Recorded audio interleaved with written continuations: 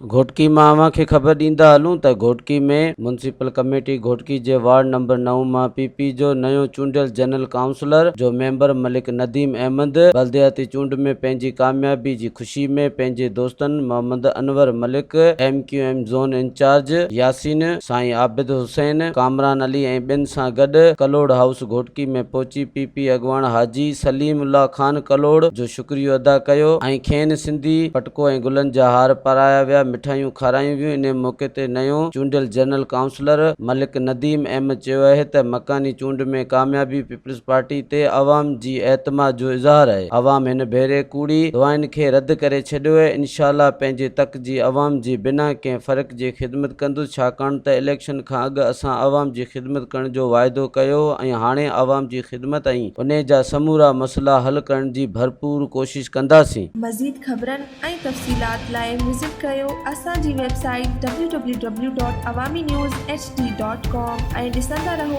Awami news.